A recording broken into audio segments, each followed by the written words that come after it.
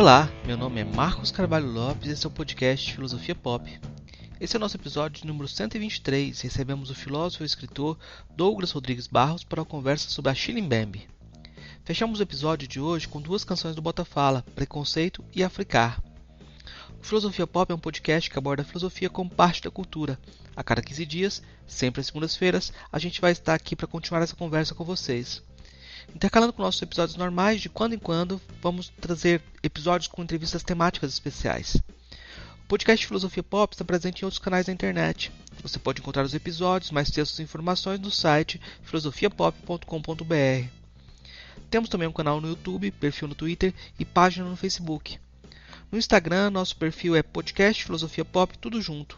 Você também pode mandar um e-mail para a gente no contato@filosofiapop.com.br. Continuamos com a nossa campanha de financiamento coletivo no Catarse. A ideia é arcar com os custos de edição e hospedagem. Conseguindo um valor maior, podemos melhorar equipamentos e promover a transcrição de episódios. Para isso, assine o Catarse do Filosofia Pop em catarse.me/filosofia_pop. A contribuição mínima que pedimos é de R$5 mensais. Se você quer ajudar, mas não pode contribuir financeiramente, dê aquela força na divulgação dos programas, compartilhe nas redes sociais, faça comentários e continue esse diálogo. Vamos então para a nossa conversa sobre Achille Mbembe com Douglas Rodrigues Barros.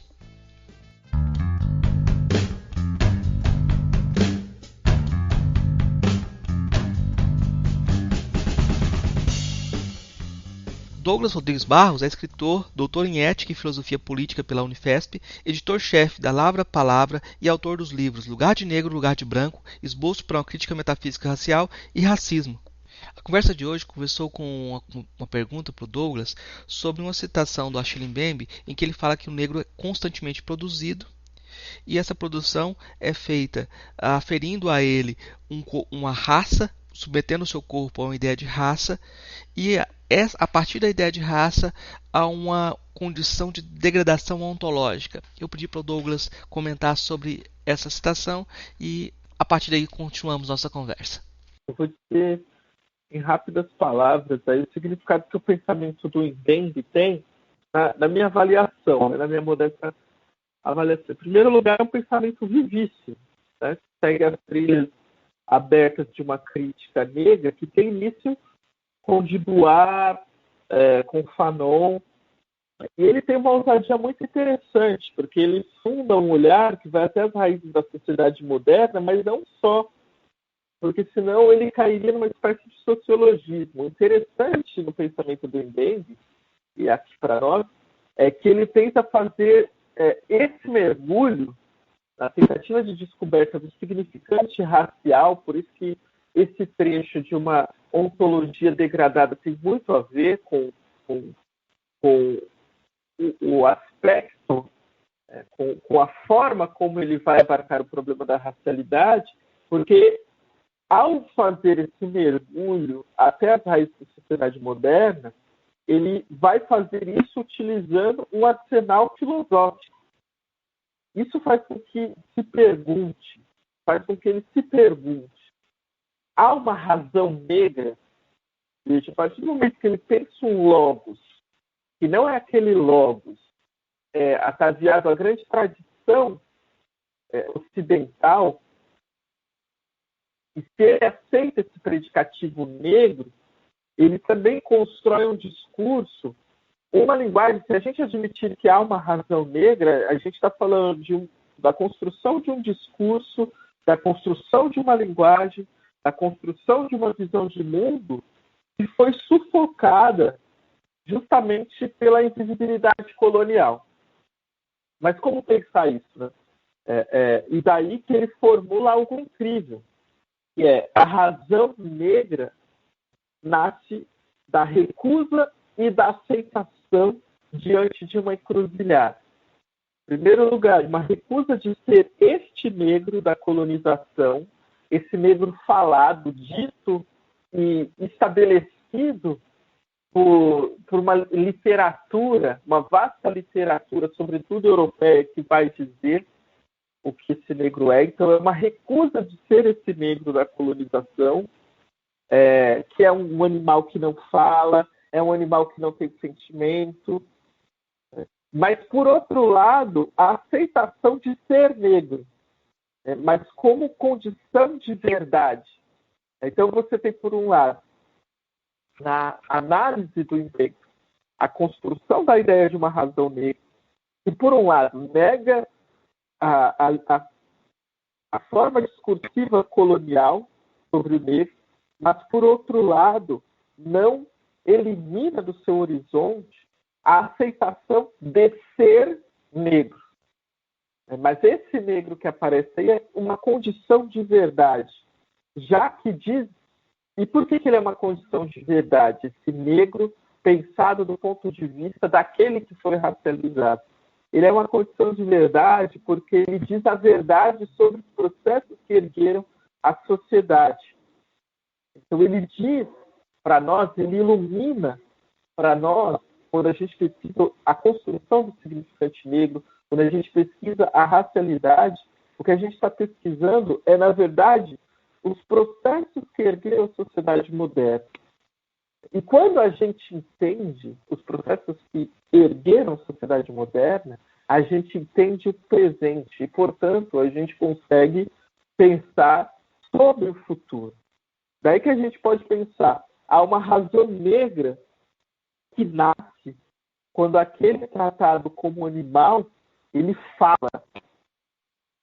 Quer dizer, isso é muito interessante, essa questão da fala, porque um dos processos da colonização, um dos processos de construção da colonização e de construção do imaginário, portanto, de construção do imaginário do negro, como um indivíduo subalterno, como um animal, como um sub-humano, um dos motes foi que eles não falavam. Então, quando esse que é tratado como animal fala, evidentemente essa fala é poderosa. Então, a gente sabe, a diáspora africana aconteceu com a mistura de diversas etnias e nações africanas, justamente para inibir a sua possibilidade de comunicação e organização.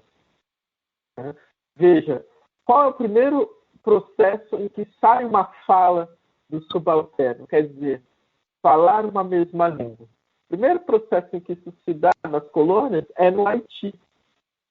Mas eu nem vou por aí, porque a questão é um pouco mais complexa. E aqui eu estou pensando junto com você sobre essa razão negra, que é um desdobramento do pensamento do Mbembe. A razão negra vem depois, salvo engano, da necropolítica, e é um desdobramento de alguns resultados que o Mbembe chega ali ao pensar a necropolítica. E aí, nela, é justamente a demonstração de que o Mbembe entende diversos processos, vai buscar entender os diversos processos e períodos que condicionaram essa razão negra. E aí, quando a gente pensa nessa razão negra e pensa o negro, a gente entende esse negro sobre dois referenciais. O primeiro referencial da colônia, e o segundo referencial da resistência, das diversas tentativas de revolução desse indivíduo racializado. Então, nós temos dois discursos em curso no mundo, principalmente naqueles mundos que foram responsáveis pela colonização. Nós temos o discurso do negro que diz a si mesmo e o discurso do que a história oficial diz sobre esse negro. E aí, bom, nesse sentido, você tem uma espécie de ontologia do negro barrada no interior das sociedades modernas. Falar do Mbembe é muito difícil, e até fazer perguntas sobre ele, porque é um autor narrativo, de certa forma, né? Tem uma formação de historiador, e ele de repente está se apropriando da história, te contando uma história, né? Então eu vou seguir nesse caminho, vou te contar uma história, até vou dar um passo para alguns conceitos que eu até pensei em tratar mais na frente, mas eu acho que assim rende mais. Eu tenho alguns estudantes da Unilab, são de vários países, né? Lusófonos, né? E eu montei um grupo de hip hop com alguns alunos, né? Eles, na verdade, me chamaram para montar um grupo de hip hop e eu pedi para eles fazerem uma música sobre o preconceito que eles estavam reconhecendo no Brasil, né? Eles não conheciam preconceito, eles não conheciam nem identidade racial, né? E é muito curioso, porque a música começa: eu sou negro, eu sou preto, eu sou africano, nada me pode deter. Aí eu logo. Peraí, eles não fizeram uma música sobre racismo, eles fizeram uma música sobre identidade racial, sobre autoafirmação. A questão do preconceito veio a partir daí, né? E eu achei muito interessante essa ideia, porque me parece que o Mbembe tem essa sacada de que você tem que ter uma autoafirmação, né? Para você poder lidar com o racismo. É por aí? Não, claro, veja, o Mbembe, ele parte, o Mbembe, ele vem da tradição fanoniana, né? Ele é um crítico fanoniano. E ele sabe que a imersão na negritude, no reconhecimento da negritude, como essa construção de sentido para a própria experiência subjetiva do negro, ela é fundamental. Então, não tem como. E veja, é muito interessante você falar, apontar a ideia de que os estudantes. Eu também tive um amigo, né? Tenho um amigo de Guiné-Bissau, que ele se descobre negro no Brasil. Né? Só que, veja, ele é um negro que a gente poderia chamar de negro retinto. Né? E ele só se descobre negro, só se vê negro. E entende o que o negro significa quando ele está aqui no Brasil. Então, veja, a posição de tornar-se negro é uma posição, evidentemente, de uma construção de imaginário que adota uma posição de referencial político-ideológico. Então, o Mbembe está pensando justamente nesses termos. O Mbembe ele vai traçando um caminho no sentido de que é preciso entender a dinâmica da vida social atual sem deixar de pensar em nenhum momento os processos que ergueram essa dinâmica. Os processos responsáveis por impregnar a nossa visão de mundo com o imaginário lapidado pelo processo racialista. Então, o colonialismo ele ganha centralidade nas formulações do Mbembe e vai se desdobrando, mas ao lado dele também temos toda uma gramática, uma forma de linguagem paralelo à linguagem colonial, que é própria do subalterno, própria do racializado. É exatamente por isso que, na sua obra máxima, né, A Crítica da Razão Negra, o Mbembe nos dá um mapa geral das relações que, inclusive, vão organizar o mundo moderno capitalista. Então, sensível às dramáticas mudanças, veja, e aí vem a questão da afirmação da identidade, né? O Mbembe vê que, permanecendo sensível a essas dramáticas mudanças do capitalismo tardio, quer dizer, o capitalismo da nossa época, ele sabe, o Mbembe, que há uma mudança geral que aos poucos vai deslocando o centro de gravidade do capital. E é justamente aí que ele vê também uma mudança geral na orientação de pensamento.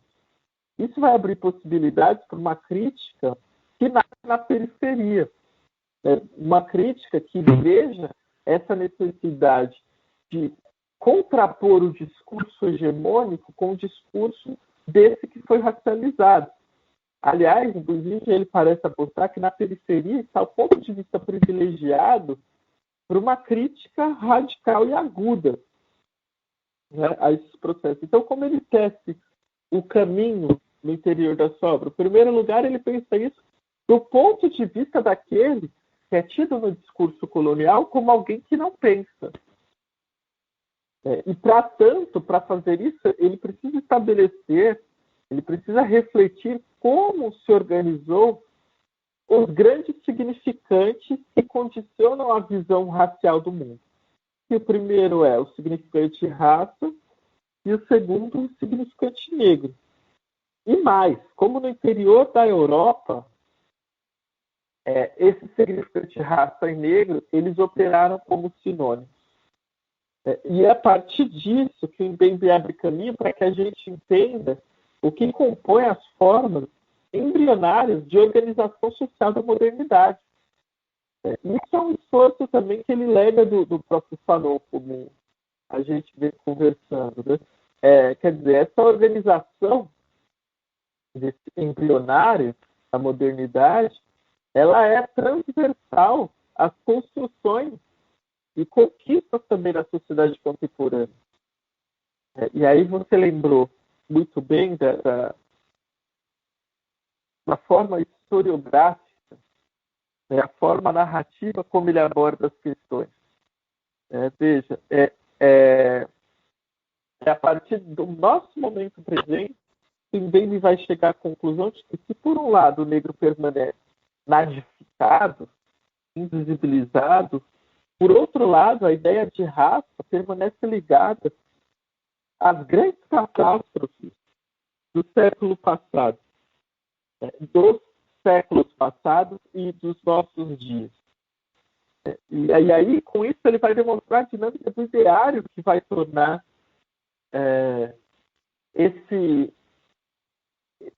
a ideia de raça de negro algo naturalizado no tecido social. Né? Bom, e para entender esse processo, evidentemente, é necessário entender também as formulações que passam a condicionar uma organização da identidade desses indivíduos que foram racializados. Eu posso continuar, se você quiser fazer mais alguma pergunta, quiser interromper, mas senão eu vou falar mesmo, hein? Não, eu acho que tem hora que a gente tem que falar, porque a gente tem um discurso organizado sobre determinados tópicos que as perguntas cortam, né? E eu acho que essa narrativa, é inevitável fazer essa narrativa para falar do Mbembe, porque ele tem uma narrativa grande aí sobre essa construção desse significante, né? Não, veja, ele estabelece 3 momentos fundamentais para entender a modernidade. Né? Mas mais ainda, para entender como a noção de negro foi pensada por esses, quer dizer, que eram tidos como animais. Então você tem sempre no discurso, isso é muito bom chamar atenção no discurso do Mbembe, que você tem 2 formas de abordar o mesmo signo.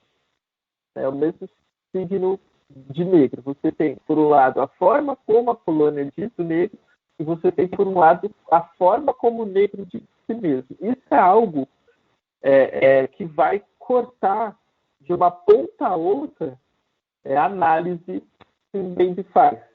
Então, esses 3 momentos fundamentais, ele nomeia, né, na sua obra. O primeiro ele vai chamar o momento da expoliação organizada.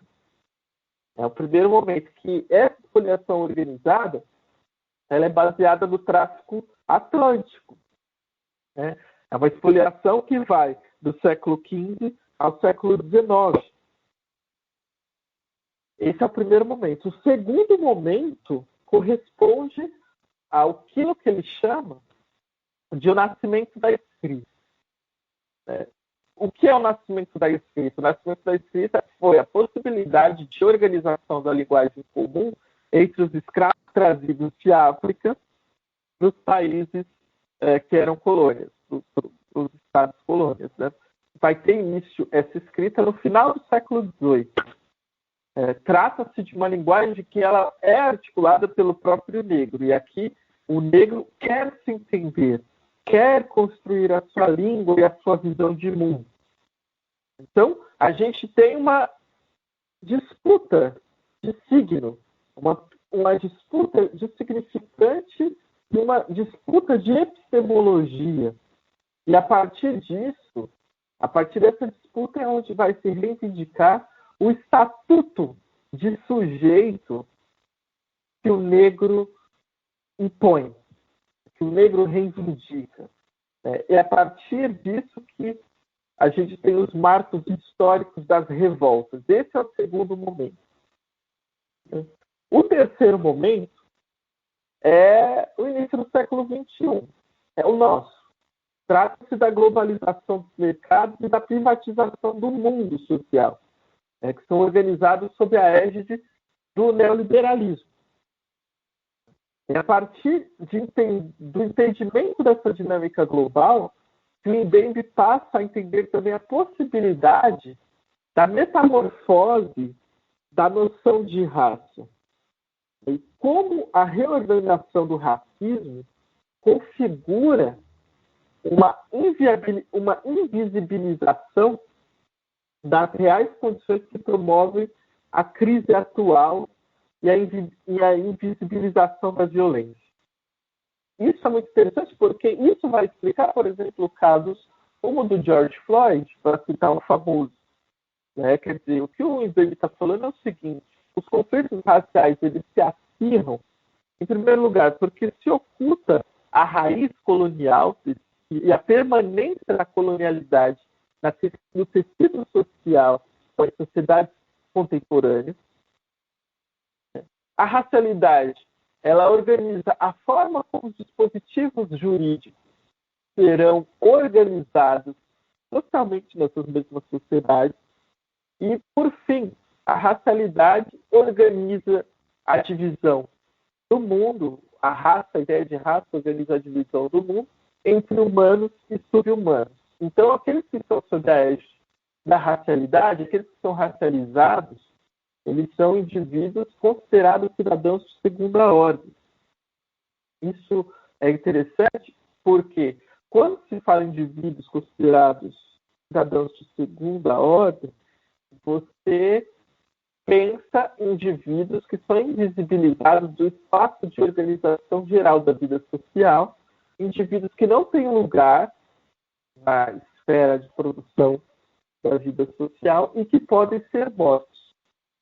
Entende como isso explica, por exemplo, os assassinatos nos Estados Unidos, que tem uma dimensão de organização popular muito mais efetiva que no Brasil para responder, e como o racismo sutil no Brasil ele criou uma invisibilização, mas também uma indiferença diante da morte. Eu quero dizer, a novidade do pensamento do Mbembe reside em demonstrar para nós que essa indiferença diante da morte do negro, diante da morte dos indivíduos racializados de maneira geral, inclusive dos povos originários, essa indiferença ela é uma construção histórica. Então, essa retomada da história do ponto de vista do negro, ela apresenta um mapa que vai, inclusive, possibilitando pensar uma outra razão, que é a razão negra. Então, a gente vai ter que se acostumar com dois tipos de discurso. Quando a gente lê o Mbembe, né? O discurso colonial e o discurso que esse animal falante faz de si. Então, há aqui, nessa escrita e fala, uma adesão, em primeiro lugar, à mutilação que se chama raça. Isso, veja, o que eu estou querendo dizer é o seguinte: o indivíduo que nasce sob um mundo já racializado, e que, portanto, ele é racializado, ele não tem como escapar do entendimento daquilo que se chama raça. Então, ele precisa, quando ele vai pensar sobre si, ele precisa aderir a essa mutilação no sentido de que você divide a humanidade em subespécies. Então, você precisa aderir a essa mutilação chamada raça, para tentar dizer algo sobre si próprio. Isso não significa, essa visão não é para valorizar imediatamente, mas para redefinir o que o próprio significado de raça tem. Isso é muito importante. Então, essa própria posição, essa escrita que o negro faz de si próprio, também faz com que haja uma busca que vai sustentar os significados de negro, direcionando ele para a negação daquele que foi negado. Quer dizer, para entender isso, a gente tem que entender o que significa a tecnologia de governo atual. Mas para entender isso também, a gente precisa entender o que significa esse outro discurso que o negro faz de si mesmo. Entendeu? Por aí. Sobre o momento de negação da negação, a gente pode encaixar o afrocentrismo dentro dele? O que o Mbembe fala sobre o afrocentrismo? Olha, o Mbembe é bem crítico ao afrocentrismo, né? Porque ele pensa o afrocentrismo como algo parcial, unilateral. O que ele está estabelecendo, principalmente no Crítica da Razão Negra, é uma tentativa de transposição da ordem do ressentimento gerado pelo próprio processo de escravidão. Mas, para fazer isso, ele estabelece uma visão totalizante dos processos que condicionaram a colonização. Inclusive, a análise crítica de que, em primeiro lugar, a África não é um mundo idílico, né? A África é um continente rasgado por diversos países e etnias múltiplas, com um panteão divino gigantesco, mas também com um panteão que abarca o cristianismo, abarca o islamismo. Então, é um continente múltiplo, cheio de problemas, né? E para se acertar com esses problemas, os indivíduos africanos têm que levar em consideração que o projeto de escravização é um projeto também em que muitos foram partícipes desse projeto. Então, o Mbembe estabelece uma visão crítica de repensar a trajetória da escravidão para além da ideia de uma construção mítica sobre a África. E, nesse sentido, a crítica dele ao afrocentrismo é central. A crítica que ele faz ao afrocentrismo. O que o Mbembe quer, em última instância, é uma abertura e uma ruptura radical com os próprios processos que definiram a racialização. Então, o horizonte da crítica do Mbembe é uma desracialização geral da vida social. É uma desracialização que leva em consideração a superação da própria significante de raça. Então, nesse sentido, não tem por que organizar uma ideia de afrocentricidade limpa e desinfectada do outro. Não sei se eu me fiz entender, mas o que ele está pensando é que não há possibilidade de sustentar uma posição afrocêntrica no sentido de que essa posição parta de uma identidade limpa, sem os choques e traumas da própria história ocidental e da escravização que lhe é consubstantiva. Esse ponto eu acho muito importante, porque a gente vê várias apropriações do Mbembe no Brasil e algumas que não levam em conta essa questão básica mesmo, das críticas que ele faz e passam batida, né? E algumas apropriações são muito interessantes, embora ele negue. Por exemplo, alguns autores do afropessimismo se aproximam bastante do Mbembe e usam o Mbembe para construir seus discursos, né? Justamente por essa crítica que ele faz a essa ideia de um sujeito absoluto, né? De um sujeito absoluto negro, né? E agora, nesse devir negro do mundo, você falou de um mundo, de uma superação racial, mas parece que o devir negro do mundo, a profecia dele, parece que o afropessimismo até tem alguma razão, algum motivo para se aproximar dele, né? Como é que você vê o que é esse devir negro do mundo? O devir negro do mundo, cara, o afropessimismo tem muita razão, né? Porque não está no horizonte atual o processo de desracialização da vida, mas pelo contrário. A forma como o Mbembe aborda, os diagnósticos que ele faz, são diagnósticos que mostram que essa desracialização da vida social é cada vez mais distante. E para entender isso, a gente tem que entender o que significa a tecnologia de governo atual, que atende pelo nome de neoliberalismo. É aqui que o neoliberalismo, como terceiro momento, da crítica do Mbembe, ele precisa ser interpretado nas suas contradições, o que faz com que passe a ser criticado por Mbembe como uma tecnologia de controle e radical exploração.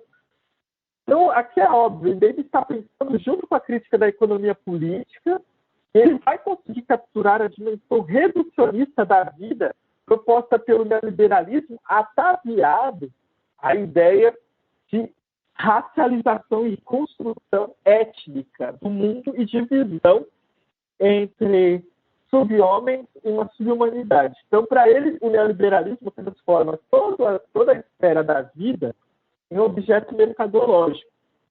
E com isso ele vai colonizando toda a dimensão do tempo dos indivíduos. Então, o neoliberalismo, que não é mais um desdobramento lógico do processo de acúmulo e monopólio da riqueza capitalista, ele vai ter um diferencial das outras formas de organização capitalista, como foi o welfare state. E qual é o diferencial dele? O Mbembe aponta. Ele consegue transformar toda a esfera da vida particular em um objeto de lucro e valorização mercadológica. Mas não só isso. Ele consegue articular a construção de desejos do indivíduo. Então, a característica particular do neoliberalismo, que a gente pensa com bem, reside na capacidade ideológica que ele tem de reordenar a visão de mundo e atrelar a esfera do gozo individual à fruição da mercadoria. Então, o indivíduo que antes era o pórtico de uma marca, para lembrar o Carlos Drummond de Andrade, né, ele torna-se a própria empresa de si mesmo. E, portanto, o seu próprio patrão. Então, o patrão é introjetado na psique do indivíduo racializado. Daí que acontece o que a gente já sabe, né? A esfera pública ela é minada e o interesse público torna-se, na verdade, uma amálgama de interesses particulares que são concorrentes entre si. Paralelo a isso, você tem o fortalecimento do identitarismo nacionalista, né, do identitarismo étnico e do identitarismo racial. E vejam, a dominação não se forja única e obrigatoriamente da opressão no neoliberalismo, mas ela passa a dominar a partir da autocensura organizada pelo próprio indivíduo que é explorado. Essa é a coisa interessante do neoliberalismo ali para o Mbembe. O indivíduo introjeta o senhor, né? O escravo introjeta o senhor, o trabalhador introjeta o patrão. É essa identificação que dá num traço natural e óbvio. Não há mais história a partir disso, nem outra possibilidade de vida. Essa naturalização do modo de operação e domínio neoliberal é sucedida pela demonstração de que não há alternativas. O mundo é isso, a vida é essa, cada um no seu lugar, cada um no seu quadrado, cada indivíduo racial, cada tribo, por aí vai. E daí que na sua análise, o Mbembe percebe como a dinâmica geral encarcera os indivíduos em dívidas flutuantes de estados e países inteiros. Daí que a reestruturação produtiva do capitalismo fez com que o importante agente de civilização do capitalismo, a própria classe trabalhadora, se tornasse algo raro enquanto classe. Só que a classe trabalhadora ela é impedida de existir enquanto classe, mas não como trabalhador individual. Então, todos esses processos tornaram massas humanas cada vez mais supérfluas. E essas massas humanas cada vez mais supérfluas são massas que têm sobre si a racialização como um demarcador social. E ao passo que a vida política ela se torna apenas uma gestão de crise. Daí tem os trabalhadores organizados em classe, o que temos é um trabalhador nômade. É esse o termo que o Mbembe usa, que é assim concebido, porque já não há mais estabilidade no lugar de trabalho, já não há mais segurança trabalhista, foram criadas todas as conquistas do período fordista, né? Então a profissionalização, que é a moeda de troca, ela cede espaço para múltiplas especializações. A capacidade que o indivíduo tinha para se moldar permanentemente de acordo com as necessidades do mercado entra como prerrogativa para que ele sobreviva. E isso faz com que o processo de racialização da vida social torne-se pungente, porque você sai de um estado de direito para você ir para um estado de natureza, rodesiano, do todos contra todos.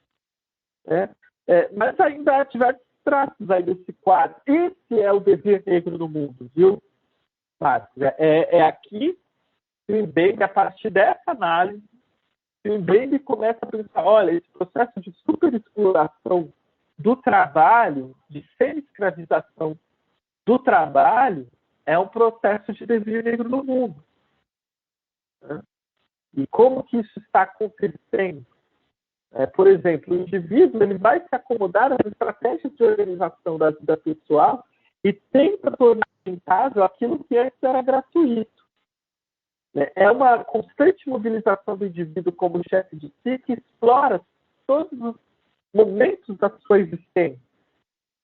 E aí, na raiz dessa teologia econômica, há um princípio de impossibilidade de realização da vida social. Esse devir negro no mundo é uma redução geral dos horizontes da existência como um todo, inclusive do crescimento profissional. O que não deixa ver é que na identificação do engajamento necessário desse trabalhador nômade, que é esse trabalhador que não tem mais emprego fixo, o que há, na verdade, é a falta de possibilidade de manutenção de relações dignas e asseguradas de trabalho. É justamente a impossibilidade de absorção desse contingente que impôs a concorrência radical no interior da outrora classe trabalhadora. Essa condição precária do trabalho, ela vai se estender a todo o globo. Vai se abandonar, inclusive, aquela velha fórmula da solidariedade de classe. Porque nesse horizonte depreciado de vida, o que vale mesmo é a busca pela sobrevivência. Então, o trabalho se torna paralelo à dimensão da vida íntima. Todo o tempo é transformado em possibilidade de ganho, que, no mais das vezes, não garante mais do que a própria sobrevivência. E é isso que o Mbembe está chamando, Marcos, de neoescravismo. E é um neoescravismo aceito, porque parte de uma construção imaginária, ideológica, de uma adoração mesmo, teológica, uma adoração de fé diante de uma precarização geral da vida e que ultrapassa a esfera privada. Então, esse neoescravismo que é pensado por Mbembe é um ressurgimento da condição negra em escala global agora. É isso que o Mbembe vai chamar de dever negro no mundo.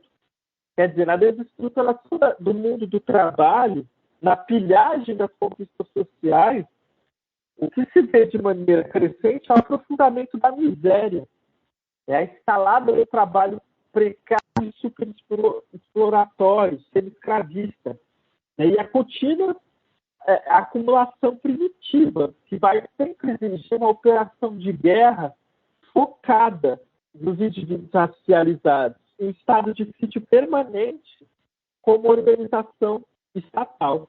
Por outro lado, também é uma espécie de aposta, né?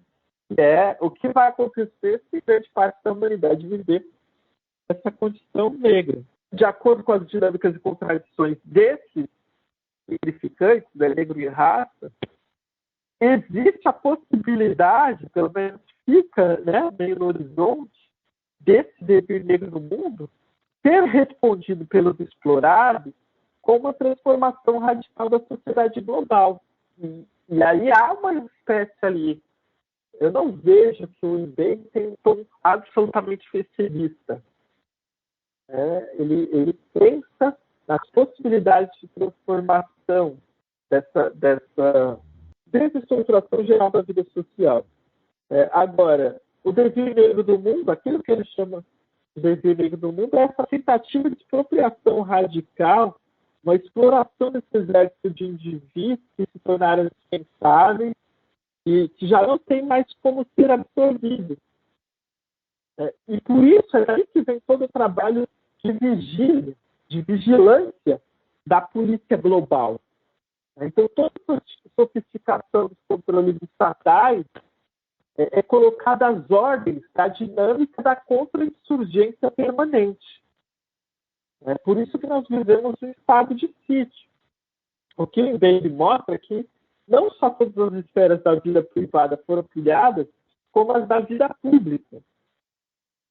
Mas também a produção e a reprodução da vida global no planeta. A novidade é que a condição negra, na nossa hora histórica, acabou chegando na Europa também e atravessa diversas formas de existência do mundo hoje. Isso é muito importante, porque a condição negra se tornou globalizada. É uma ressignificação do sentido e alcance do significado de negro que se torna uma linha orientadora para a compreensão do nosso presente.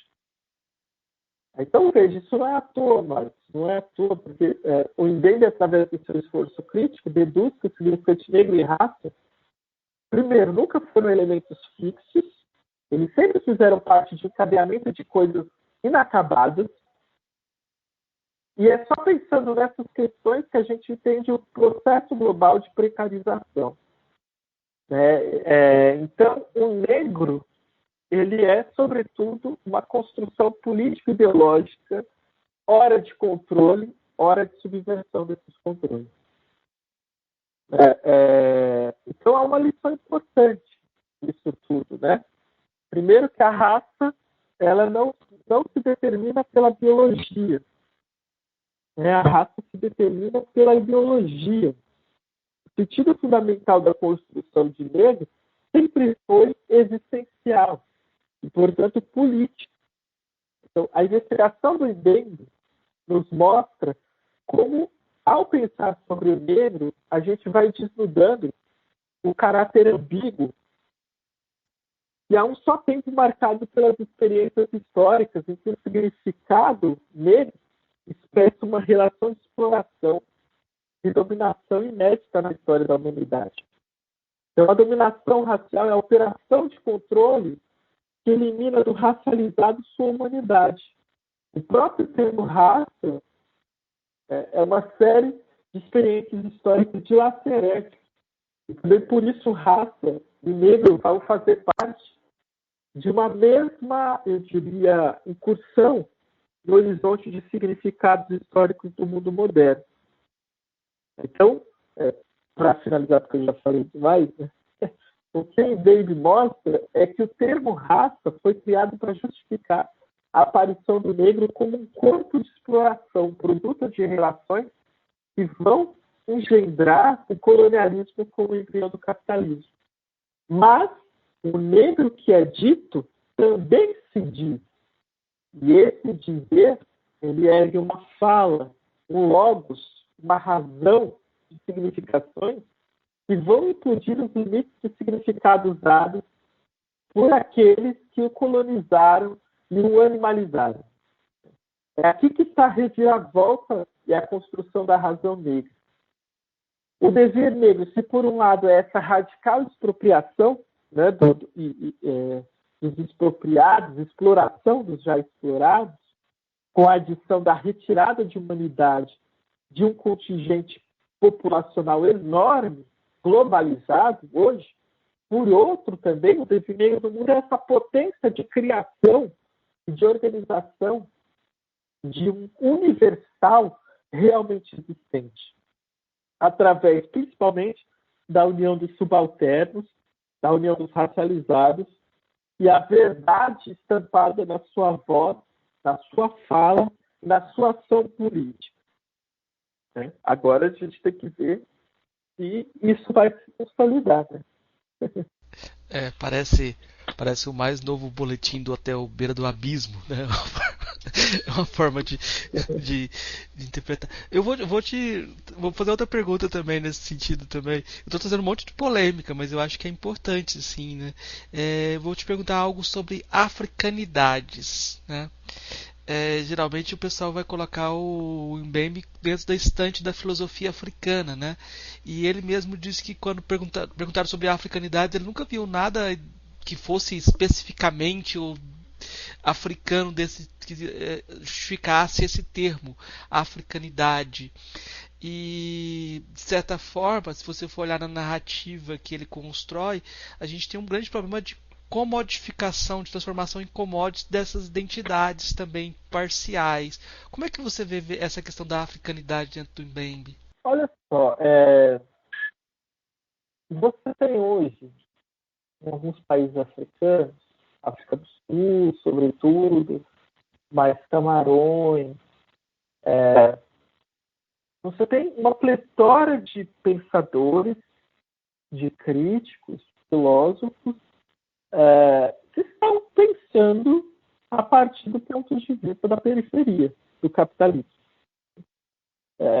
A meu ver, o Mbembe é um deles. Você tem, de fato, uma formação de uma filosofia africana, mas não no sentido estante, não no sentido colonial mesmo, não no sentido nacionalista, né? Por exemplo, sei lá, como a filosofia germânica, né? Veja, é muito difícil falar sobre a filosofia, porque a filosofia, o pensamento filosófico, ele tende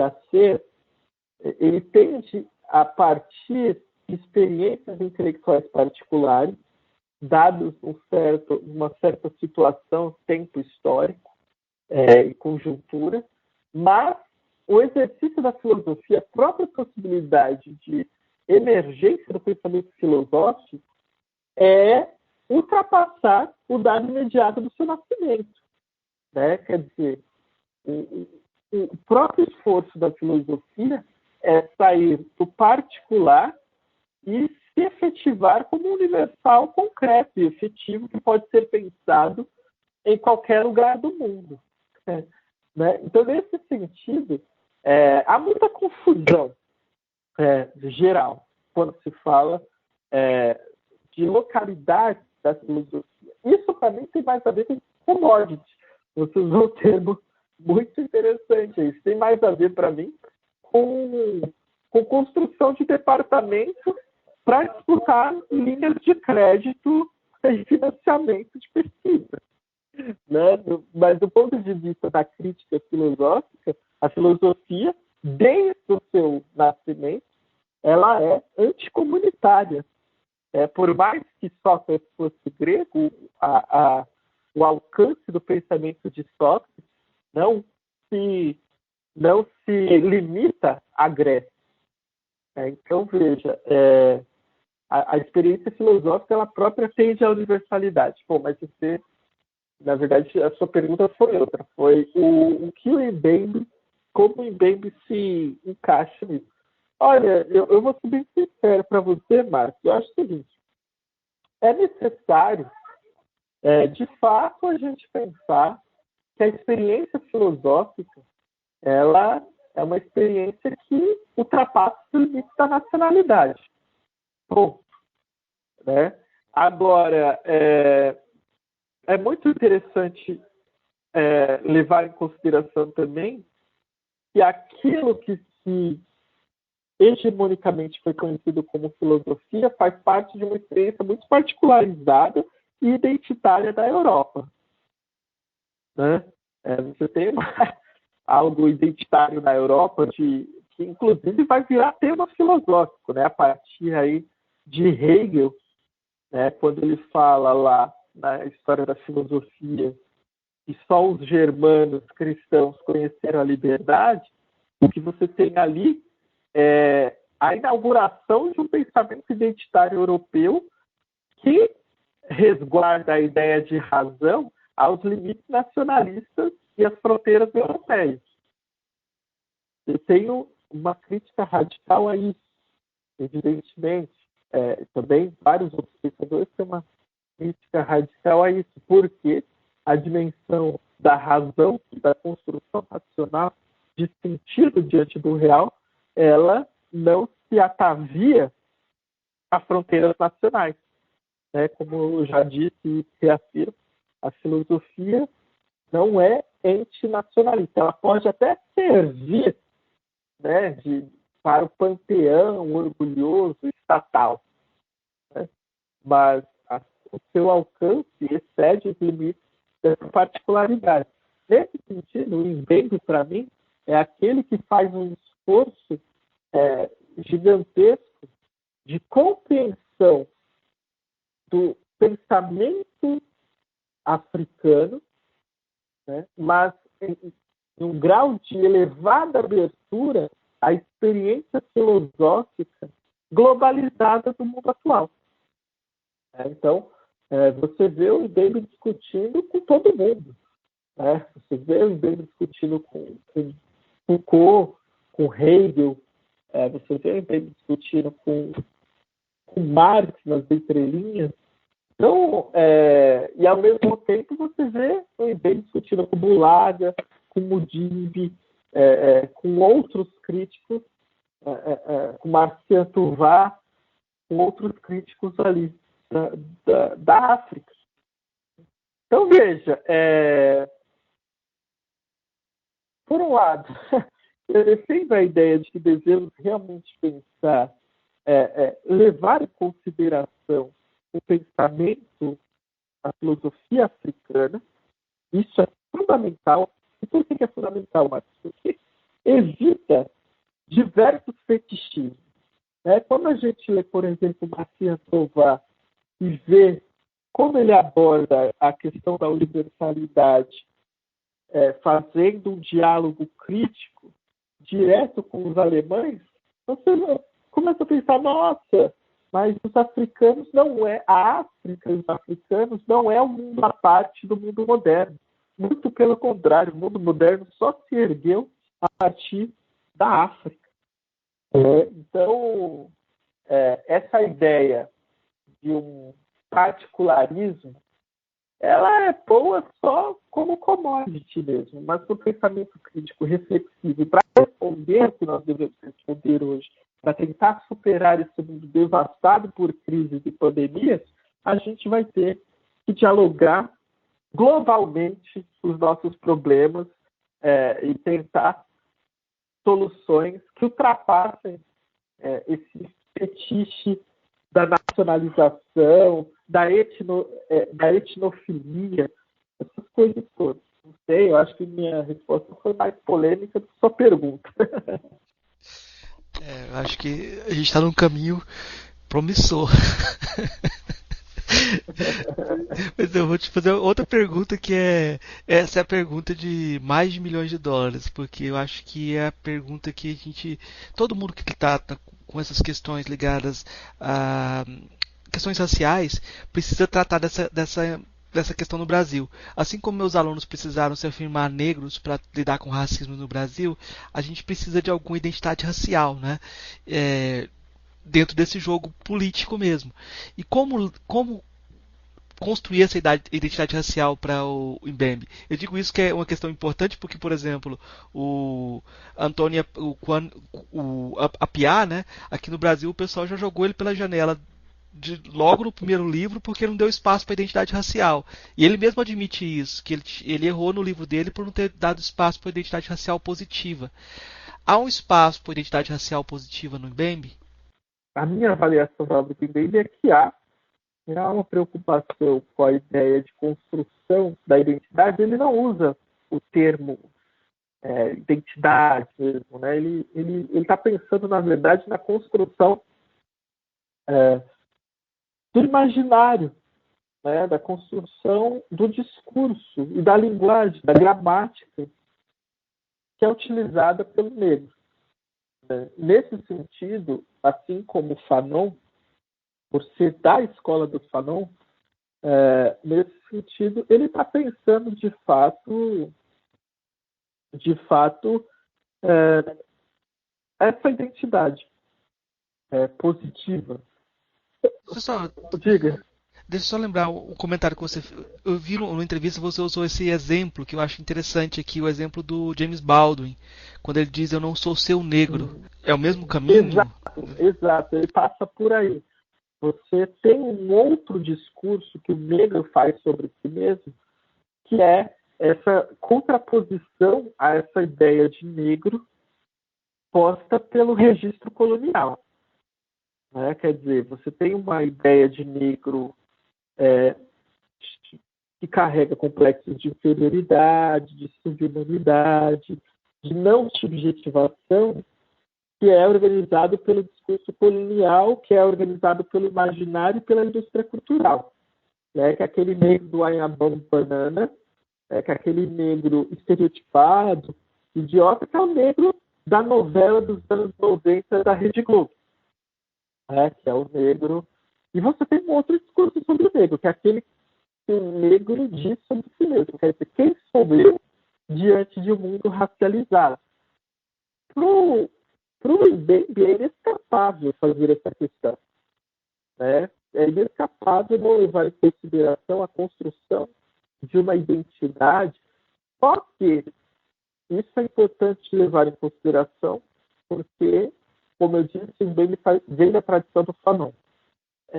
A identidade do Mbembe é uma identidade aberta, em curso, construída através da experiência singular e que passa inexoravelmente por caminhos encruzilhadas de encontro com o outro. Quer dizer, se eu me identifico enquanto negro, eu parto de um interior de um mundo racializado, eu preciso entender a minha implicação direta com o outro, com o branco, por exemplo. E aí, é a partir disso que eu começo também a entender que o branco não me vê como o outro dele, quando está limitado pelo processo de racialização. E aí é nesse sentido que o processo de reconhecimento está solapado, né? Ele não consegue se efetivar. Então, a dialética do reconhecimento nos mundos racializados, ela não ocorre, porque a cisão racial faz um corte profundo de separação entre o eu e o outro. E aí, a partir do entendimento dessa dinâmica, que eu consigo responder e tentar suplantar esse processo esse estágio de coisas, né? Então, nesse sentido, pensar sobre a identidade é inescapável, mas é como o Baldwin fala, né? Ao fim do percurso, você descobre que não é esse negro, esse imaginário colonizado. Você é um outro negro. Né? Portanto, na real, esse outro negro que você se descobre é, na verdade, um homem como qualquer outro homem. Um homem como todos os outros. Que é a posição fanoniana. Né? Porque estabelecer a identidade racial continua sendo um problema, né? Como estabelecer? Até porque aqui no Brasil a gente tem vários problemas porque parece que as novas gerações têm desaprendido aquilo que as gerações antigas tinham ensinado sobre, por exemplo, o João Rufino dos Santos falava como o negro como lugar social. Nesse sentido, ele é muito parecido com o Mbembe. Mas eu vou te fazer outra pergunta aqui, que eu não posso fazer um episódio sobre Mbembe sem fazer essa pergunta. Eu falei da proximidade aqui do João Rufino dos Santos, até com a posição de como o João Rufino trabalhava essa questão do negro como lugar social, né? E você tem a ideia de necropolítica do Mbembe. Eu vou te fazer uma pergunta, não perguntar o que é necropolítica, mas uma pergunta de comparação. Você acha que a necropolítica, no que ela se diferencia ou se aproxima da ideia do Abdias Nascimento, do genocídio da população negra? Tá, pô, essa pergunta é muito boa, bicho, porque, veja, é, em primeiro lugar, elas mais convergem do que divergem. Né? Quando o Abdias ele vai falar sobre o genocídio do negro no Brasil, ele está levando em consideração a formação estatal de controle e indiferença criada socialmente diante da morte do negro. Veja, é basicamente o mesmo sentido dado pelo Mbembe, né, na necropolítica.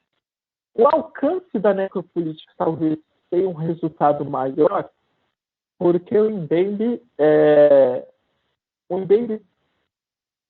desenvolve o conceito de necropolítica pensando as formas de organização estatal que não são particulares ao Brasil. Né? Veja, então, de certa forma, é aquilo que eu te disse. Né? O pensamento crítico filosófico ele tem essa dimensão de partido particular, mas a sua tendência é universal. Quando você olha para o conceito de necropolítica, você entende como ele ilumina as formas, as nossas formas particulares de olhar para a administração e construção do Estado Federativo brasileiro.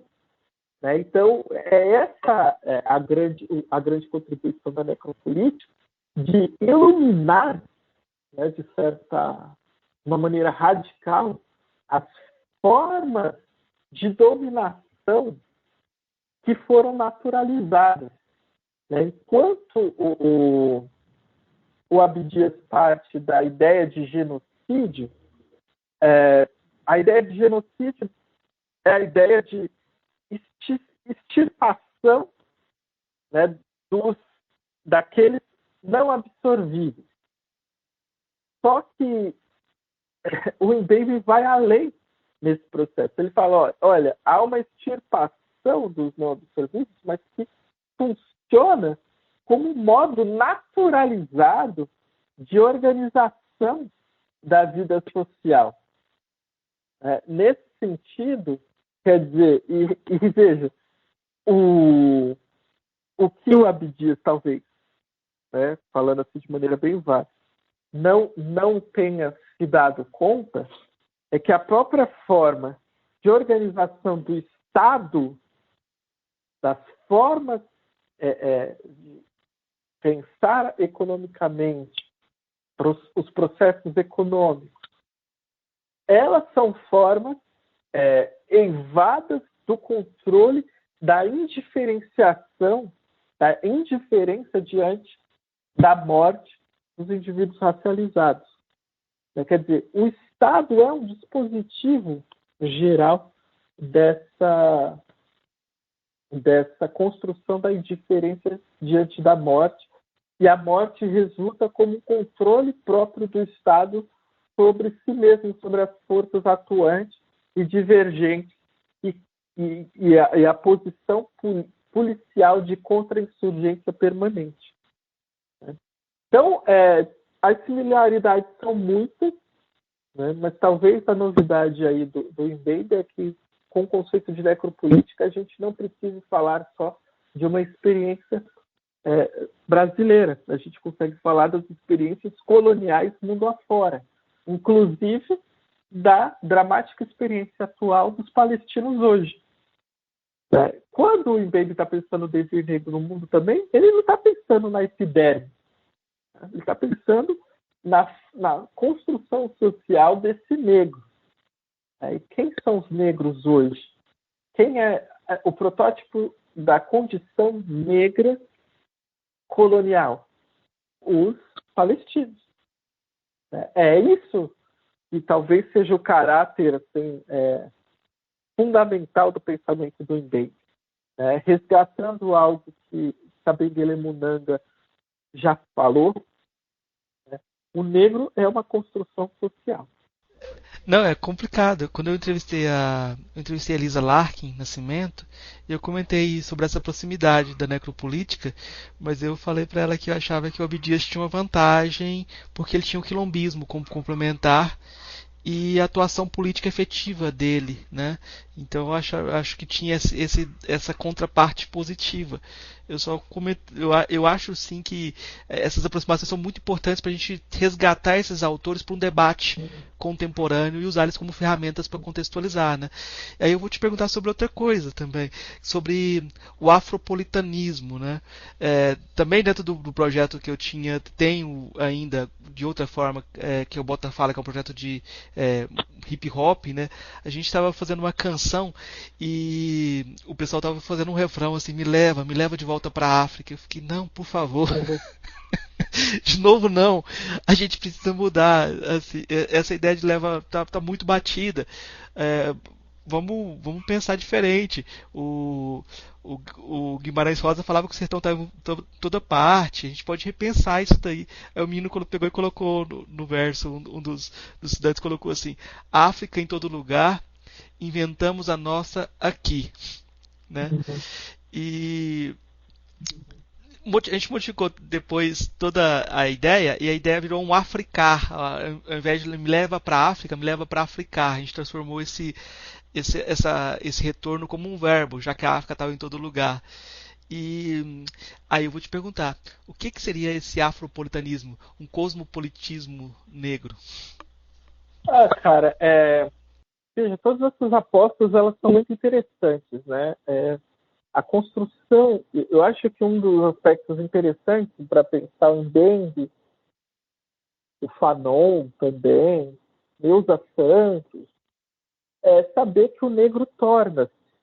Né? E a identidade é um processo de construção, a identidade não é natural. Né? Então, todos esses processos de construção da identidade são processos inventivos que têm como horizonte uma certa utopia. Né? Veja, isso é muito factível em diversos autores, principalmente músicos, né, cara? Assim, quando a gente pensa na produção cultural negra, nós nos damos conta de que há um processo de inventividade do dizer-se negro que abre paralelos para uma transformação, para um pensar um outro mundo, né? Um outro mundo possível. Eu acho que isso é tudo muito vantajoso, interessante e importante, cara, porque, de certo modo, todo esse esforço estético, esforço ético, esforço filosófico, ele tem como prerrogativa uma transformação efetiva do mundo. Mesmo nas utopias mais atravessadas, algumas inclusive reacionárias, né, de um retorno, né, ainda assim é um elemento de construção de um olhar subalterno que quer forjar um mundo que não seja esse. Né? É claro que isso tem laivos românticos, né?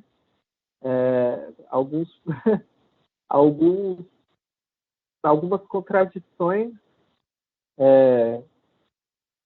que podem ser perigosas. Mas é preciso também levar em consideração que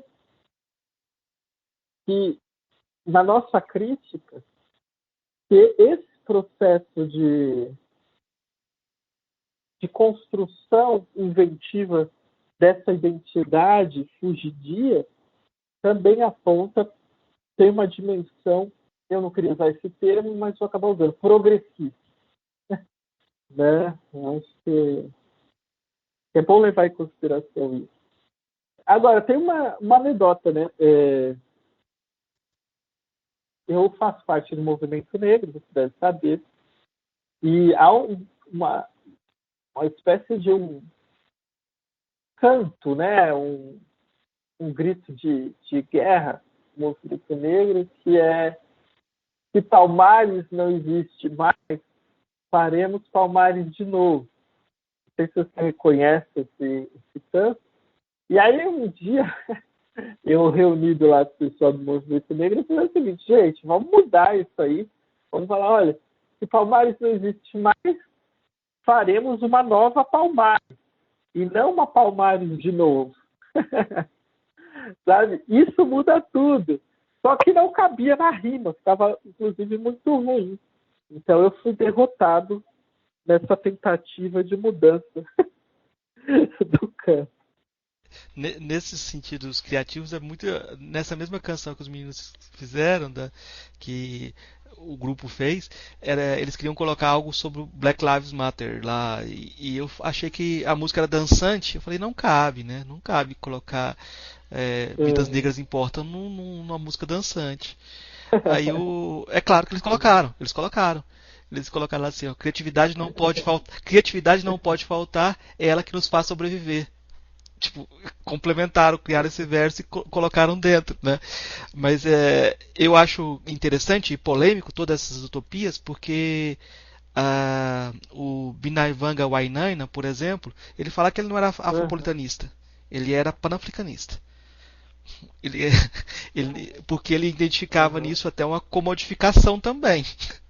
Então é muito complicado. E você sair do Estado, você se afasta dos Estados nacionais também, você vai dialogar com quem, a partir do quê. Então eu mesmo tenho alguma reserva em relação a esses cosmopolitismos, assim, eu dou um passo atrás. Mas eu vou te perguntar agora, a última pergunta da pauta principal aqui, sobre o direito a respirar, né? A gente ia gravar semana passada, você estava doente e agora eu vou te perguntar sobre essa questão da Covid-19 como como ela dialoga com a obra do Mbembe, né? Nessa ideia do direito a respirar, no brutalismo, né? Como é que o Mbembe interpretou essa pandemia? Eu acompanhei pouco as posições que o Mbembe tirou, né? Eu acho que tem até um livro, né, que saiu recentemente com um monte, eu acho que ele saiu também, eu não sei se ele saiu. Mas assim, cara, em 2013, o Mbembe já dizia que a gente iria viver o capitalismo pandêmico.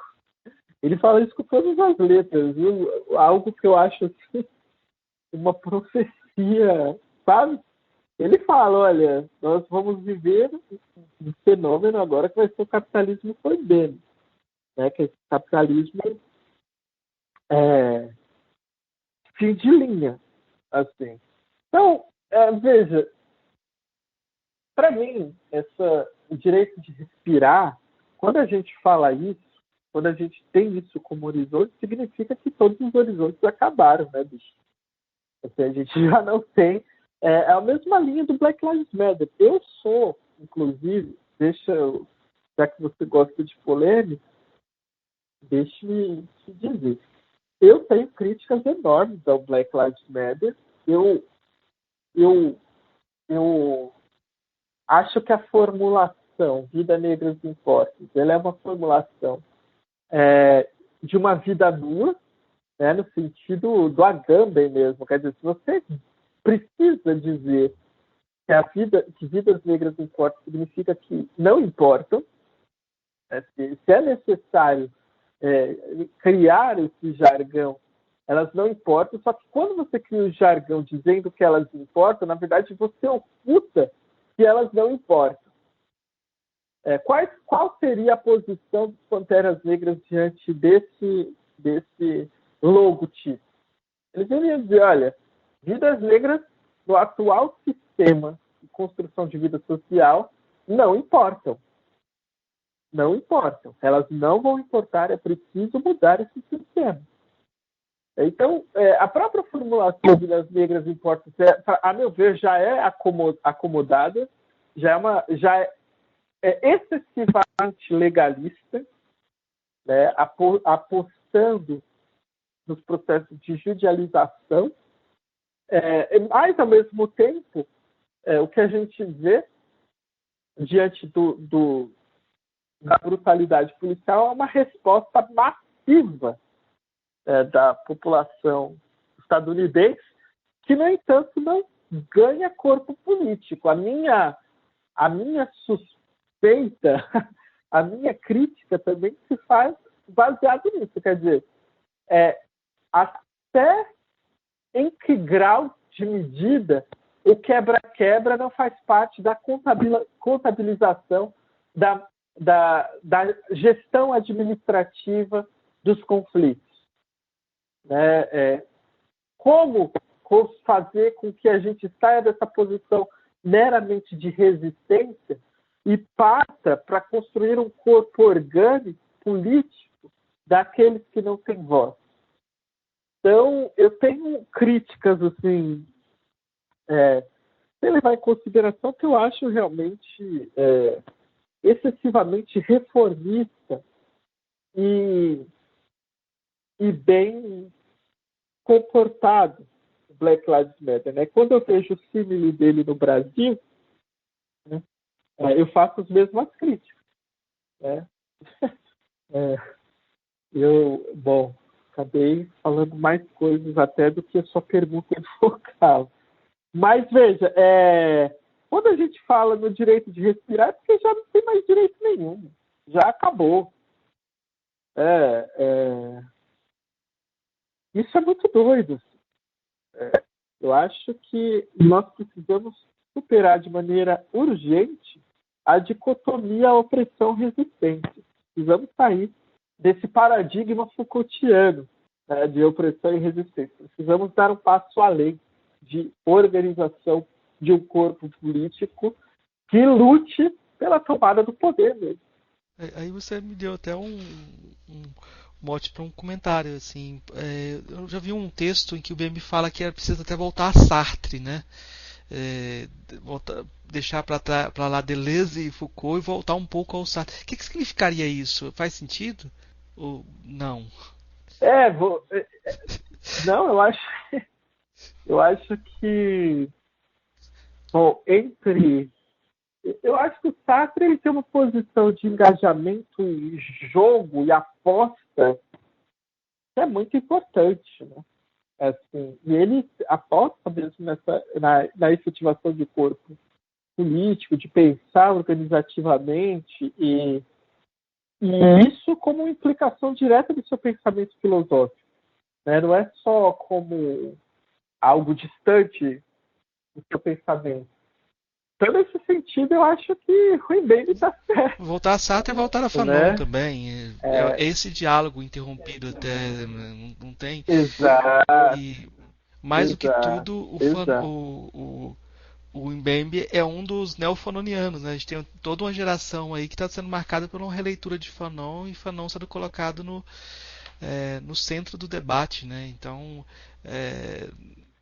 não tem jeito, a gente está debatendo aqui o Mbembe, mas a gente está falando do Fanon, né?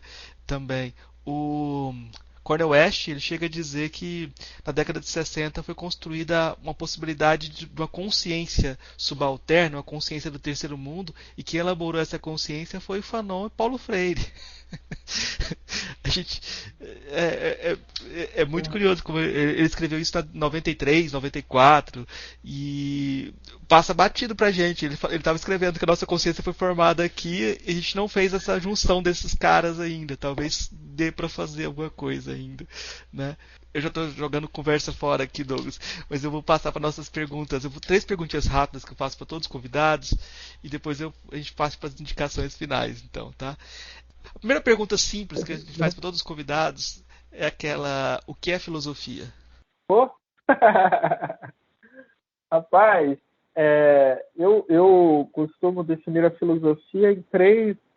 A filosofia ela participa de 3 sentidos de organização de sentido, né? Em primeiro lugar, ela emerge quando se coloca em xeque o saber tradicional. Então, a condição de possibilidade da filosofia é justamente a emergência de um negativo que coloca em xeque o saber comunitário e tradicional. Nesse sentido, a filosofia é uma negação de tudo que é tido como sólido no conhecimento dito comum. Para isso, no entanto, a filosofia precisa da emergência de um sujeito, né? Porque é através desse sujeito, que não é um indivíduo em particular, né? O sujeito aí é um suporte de significações e sentidos que estabelece novas aberturas para o conhecimento, que suspende os saberes prévios, né? Então, a filosofia depende da emergência de um sujeito. E, em terceiro lugar, ao fazer isso, né, a filosofia ela também é uma preocupação do homem em sociedade. Então, a filosofia é em si e para si a emergência de um pensamento político, né? Tanto pelo ambiente urbano do seu nascimento, quanto pelas suas preocupações de desmitologizar e de desencantar o mundo a priori. Então, a filosofia é, em primeiro lugar, a construção de bons problemas, mais do que de belas respostas. Bom, eu vou por aí. Tá. Qual a filósofa ou filósofo que mais lhe impressionou daqueles que você conheceu pessoalmente? Eita! Rapaz, eu conheço pessoalmente Paulo Arantes. Por quê? Paulo Arantes, assim... Ah, cara, Paulo Arantes é uma figura monstruosa, assim, é um monumento mesmo. Assim, eu acho que é um monumento mesmo de... Bom, e você sabe, né? Todo monumento é um monumento à barbárie. E eu acho que o Paulo Arantes vai gostar dessa definição. mas veja, o Paulo Arantes, ele, a meu ver, ele é o maior crítico vivo hoje. Do mundo. Não estou falando do Brasil, não. Estou falando... Para mim, ele é o herdeiro aí da teoria crítica, sei lá, que vem de Benjamin, sabe?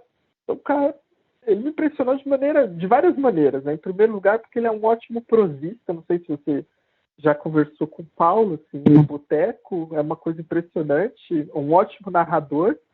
Adoro as histórias e as anedotas que ele tem no departamento francês de ultramar. E, em segundo lugar, foi também por ele foi um dos principais, ele não sabe disso, né? Mas ele foi das minhas principais influências na escrita literária, para me tornar um escritor. Assim. Eu conheci o Paulo, a primeira vez que eu vi o Paulo Arantes foi numa ocupação, né, da USP. Os estudantes tinham ocupado a reitoria, ele ia lá dar uma aula pública. Isso, eu acho que em 2007. A primeira vez que eu vi o Paulo Arantes. E ali ele falava o seguinte, ele falava, olha, onde estão os nossos escritores de pornô chanchada, de literatura de segunda linha, mas que causam uma profunda formação? Não tem. Quando eu escutei o Paulo falando isso, eu falei o seguinte, bom, eu vou ser esse escritor, então. E aí, bom, isso me marcou muito. Assim. Qual a filósofa ou filósofo favorito? É o Hegel. Sem chance. Vou ter que te perguntar por que Hegel. Porque eu sei que você fez doutorado em Hegel, mas eu perguntei para Scarlett Martin qual era o filósofo favorito dela, e é Pascal. Pascal, então, por que Hegel? Cara, assim, na verdade, eu fiquei entre o Hegel e o Badiou, né? Quando eu estou pensando em filósofo vivo e morto, né? Então, se fosse um vivo, seria o Badiou, com certeza. O Hegel, cara, assim, em primeiro lugar, porque o Hegel é uma doença, né? O hegelianismo é uma doença mesmo. Isso o Nietzsche acertou. Uma vez que você começa a ler a obra do Hegel, eu acho que a sua própria atividade da sinapse muda. Ela é profundamente alterada pela forma de visão de organização das ideias proposto pela dialética. Assim. Isso eu não estou brincando, não. Me parece uma brincadeira, mas a experiência que eu tive a ler a Fenomenologia do Espírito foi uma experiência de redefinição mesmo na minha forma de pensar. Né? Mas pensar, e não é coisas grandiosas, não, sabe? Pensar o cotidiano. Assim, nesse sentido, para mim, o Hegel é o filósofo da contemporaneidade. Assim. Enquanto nós não superarmos o capitalismo, né, ao contrário, podia ser o Marx, né? Mas, ao contrário do que o Sartre falava, né, que o Marx era a filosofia do nosso tempo, eu acredito que o Hegel segue sendo a filosofia do nosso tempo. Né? Ele dá respostas muito efetivas e profundas, na verdade, mais problemas do que respostas, né? E foi o curso da maior parte dos filósofos contemporâneos. Né? A maior parte dos filósofos contemporâneos estão ligados à tradição negativa ou positivamente do hegelianismo. E eu tenho uma experiência amorosa mesmo com o pensamento hegeliano, sabe? Uma experiência de companhia mesmo. A filosofia do Hegel como uma companheira. Assim. É claro que isso não penso o Hegel como filósofo perfeito, né? Ou não tenho as minhas críticas a Hegel. Mas a forma de elaborar o pensamento dos problemas, fosse pelo hegelianismo, pelo pensamento de Hegel, para mim, seguem sendo a forma mais fascinante da filosofia durante toda a sua história. Bom, dito isso, dá para perceber que é uma relação de amor mesmo, né? De afeto. Eu acho que o paralelo só com o Spinoza, né? O paralelo para trás só com o Spinoza e o paralelo para frente com o Badiou. Assim. Eu acho que há uma grandeza nesses três filósofos e dos três, o Hegel, a meu ver, é aquele que realmente eu tenho um afeto, porque, de certa forma, ele condicionou a forma como eu ponho os problemas. Isso acaba se tornando uma megalomania. Assim. Eu estava falando até com um camarada meu que um hegeliano. Veja bem, pode prestar atenção. Todo mundo que passou pelo pensamento hegeliano acaba se tornando megalomaníaco. Você vai pesquisar da Babilônia até hoje. Assim. É muito doido, né? É, mas é curioso como ele inaugura um tipo de pensador irônico, né? Um tipo de pensador que narrativo e que te afeta, né? Tem um começo absoluto ali, né? O Hort fala que o problema do Hegel é que ele não sabia terminar os livros dele, né? É uma boa, é uma boa. Ele Cara, escrevia. uma coisa. É, ele não sabia terminar, porque como é que ele termina, assim? Então ele criou esse grande paradoxo, como terminar o livro dele, né? E, e aí a gente tá nessa com ele ainda. Mas eu vou te pedir indicações, então, para os nossos ouvintes. O que você indica, assim, em termos de leitura, filme, música, o que você quiser indicar. Não precisa ser relacionado ao tema da nossa conversa, pode ser coisas que você acha interessante.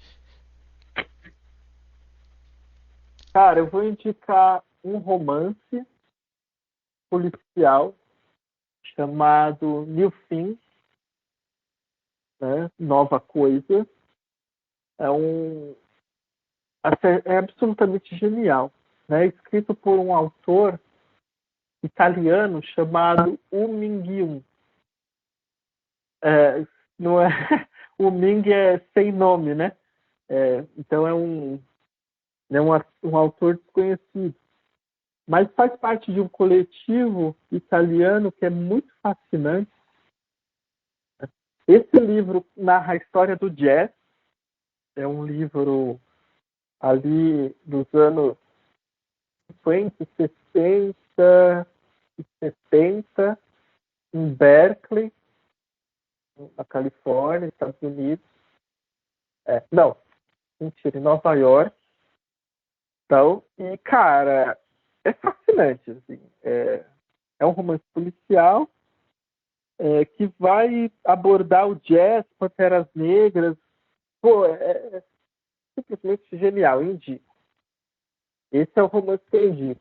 Tem outros que eu poderia indicar também, como Quem Matou Roland Barthes, que eu me diverti muito, ri bastante. Mas eu vou indicar... Deixa eu ver, de filme. Cara, eu tô muito ruim de filme. Mas eu acho que o Juras e o Messias Negro, você já deve até ter indicado, né? É um filme muito... Saiu há pouco tempo, mas eu estou indicando. E de filosofia, deixa eu ver algo que eu li de engraçado na filosofia nesses últimos tempos. Cara, eu li um livro que não é de filosofia, mas que eu indico, que é um arqueólogo, que se chama Growing Goods and the Evolution of Language, que é um livro absolutamente fascinante, que fala sobre a origem da linguagem, e a linguagem nascida do cuidado e da fofoca. Essa é a tese do livro, e é muito interessante, absolutamente sustentado. Né? Então, é o livro que eu estou acabando de ler. Ele e é muito bom. Assim. Bom, foram 3 indicações, né? Tá bom, né? Tá, só faltou uma de música que eu acho que você depois vai. Tem alguma de música? Música? Aham. Depois você vai ficar lá, devia ter indicado. Cara, música, eu tô assim, muito ruim, porque eu parei de escutar coisa nova, né? Então eu escuto Racionais ainda, né? Vou mandar o Racionais, então, aí. Escutem Racionais. Escutem a Fórmula Mágica da Paz. Pronto. Pronto, já resolvi. Vou fazer uma indicação de um livro que eu não tenho e não consegui comprar, que é o seu livro sobre racismo, que eu estou procurando e não consigo comprar. Onde está esse livro? Ele está escondido? Como é que é? Cara, é o seguinte, esse livro, a editora que publicou esse livro é uma editora bem pequena. Né? Então, a história desse livro é um pouco engraçada, é um livro de encomenda, né? Eu tinha acabado de publicar Lugar de Negro, Lugar de Branco. Aí um amigo, o Thiago, lá da Unify, junto com o Jean, ele chegou em mim e falou, olha, a gente está com um projeto editorial, que é a coleção Desconstruindo o Senso Comum, e a gente quer chamar você para discutir 10 temas do senso comum sobre o racismo, para você desmistificar tais temas e tal. Eu aceitei e tal, só que a editora é muito pequena, e a maioria dos livros fica, na verdade, com o Thiago. E qual foi a melhor forma que o Thiago conseguiu para comercializar esse livro? Através da empresa do Bezos. Não satisfeito com a riqueza, que é na Amazon, né? Então, não satisfeito com os milhões lá, o Thiago resolveu ainda comercializar meu livro por lá, e é o único lugar mais garantido que você vai conseguir comprar o racismo. Muito doido, né? Também, esse livro que você publicou para a Edra, o Lugar de Negro, Lugar de Branco, eu acho muito interessante. Eu peço até desculpa porque eu li o livro, mas a gente está na pandemia, eu estou em Goiás, minha biblioteca está na Bahia, então eu estou numa situação assim, não tenho um livro em mãos para poder dialogar também a partir do livro, mas eu acho que é um livro necessário, e muitos dos temas da posição em relação às questões, a gente debateu aqui a partir do Mbembe, eu acho. Eu acho que tem uma continuidade, assim, uma coisa interessante de diálogo com esse livro. E também, eu acho que o pessoal pode acompanhar seu Twitter e no domingo e as suas curiosidades sobre a filosofia, que deve ser um livrinho, deve estar surgindo um livrinho aí muito interessante também para o pessoal ler durante os intervalos.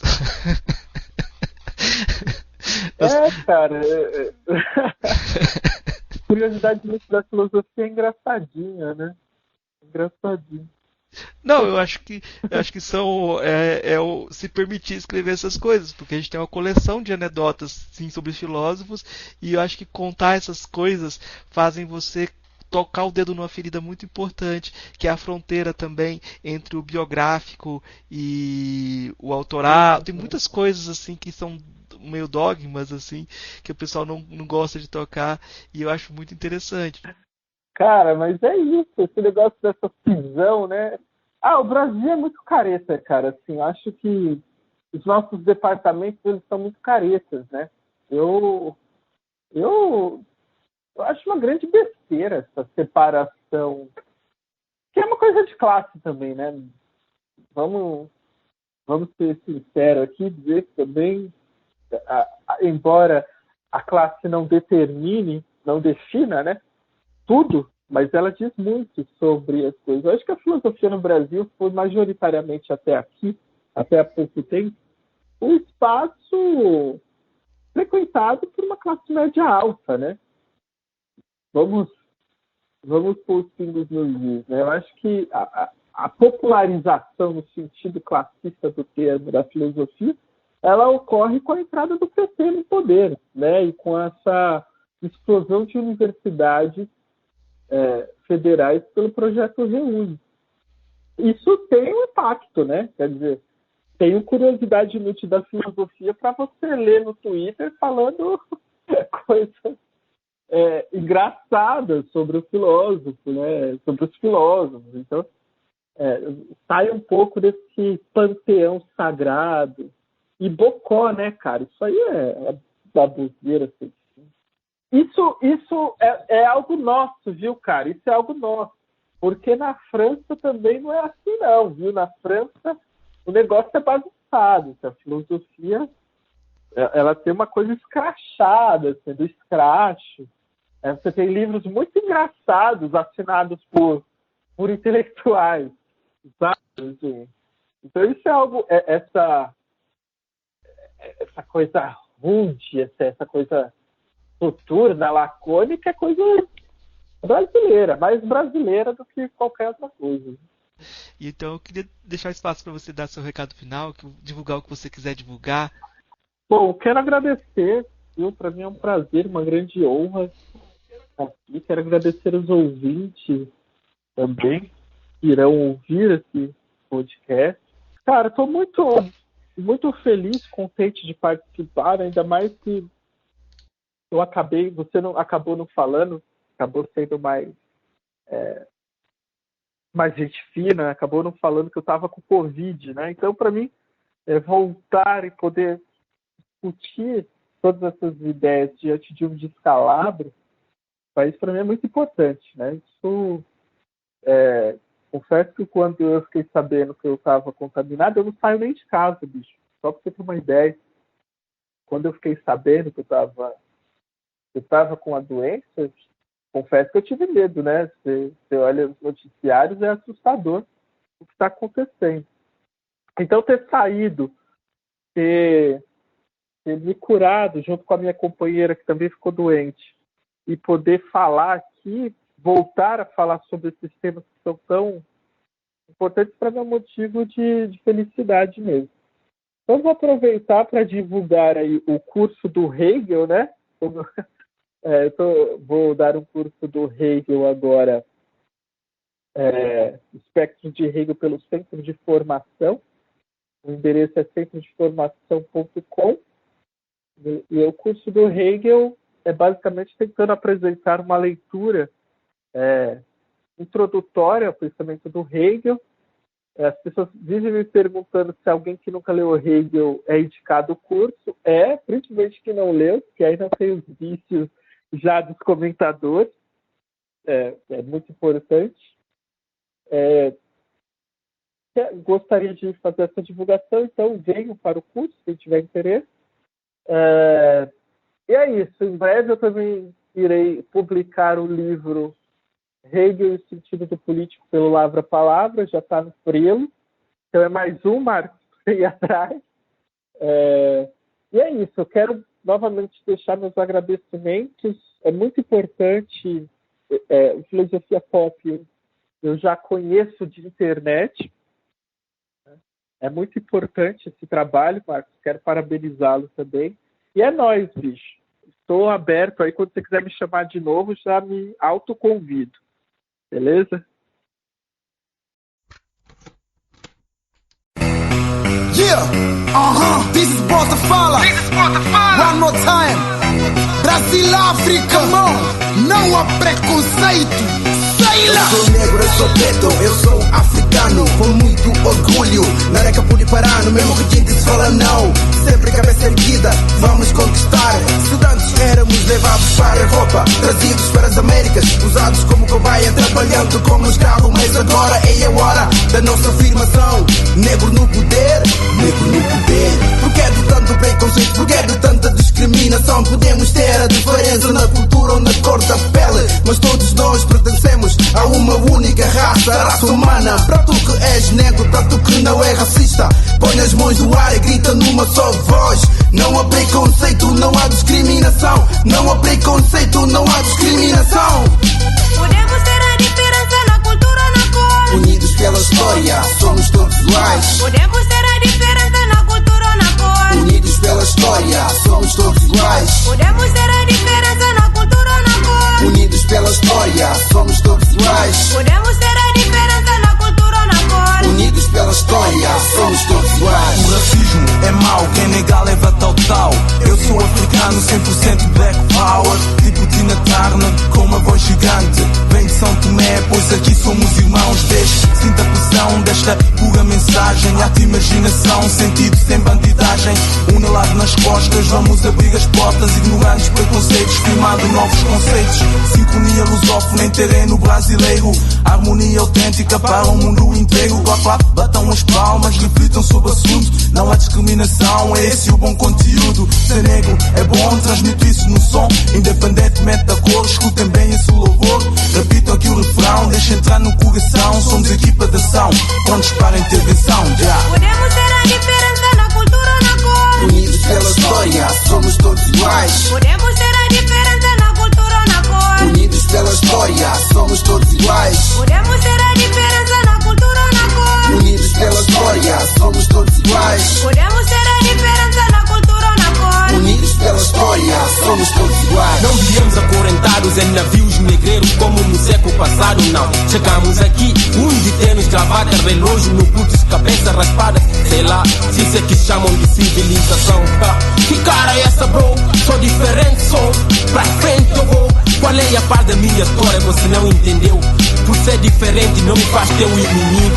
Nossas diferenças que fazem do mundo mundo. Preciso de ti, sei que precisas de mim. Bro, sacou? Yeah! Brasil Kiss confirma. Negro ou negra também pode ser, pai ou a mãe, por isso pode ter. Há diferença na cultura ou na cor, mas que na verdade somos todos iguais. Podemos ter a diferença na cultura ou na cor, unidos pela história, somos todos iguais. Podemos ter a diferença na cultura ou na cor, unidos pela história, somos todos iguais. Podemos ter a diferença na cultura ou na cor, unidos pela história, somos todos iguais. Podemos ter a diferença na cultura ou na cor, unidos pela história, somos todos iguais. Somos todos iguais, meu irmão, deixa de mania. Hoje é bem esse beat rap, esse flow. Dito bem esse ideia, pronto, eu tô aqui. Eu não sou ninguém, brother, vai. Olha pra mim, homem como tu, como qualquer um. Homem mal criado, deixa de maldade, não me trata assim. Vai, esqueça a minha cor, minha raça, minha fala. Não importa se eu sou o pobre, se eu vivo na senzala ou no gueto. O que é certo, man, aqui todos somos iguais. Vá, respeito, seu brother. Bora.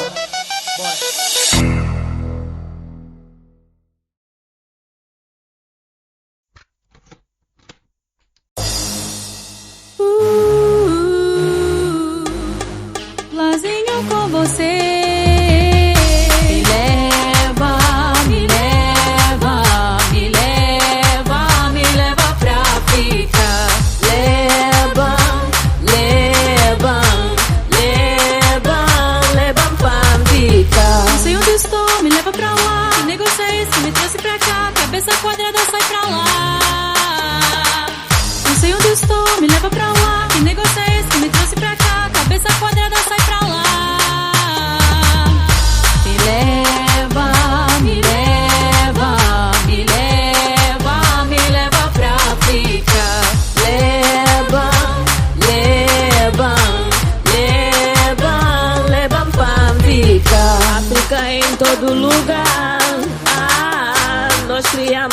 passa aqui. Criatividade que lá cá falta, é o que mantém vivo. África está na todo lugar, não cria de nós li. Criatividade que lá cá falta, é o que mantém vivo. Me leva, me leva, me leva, me leva pra África. Leva, leva, leva, leva pra África. Então aceite o desafio, fazer você dançar nesse som. Agora a África está aqui no ritmo dessa pulsação. Brasil, estamos com você, essa volta fala, Tim.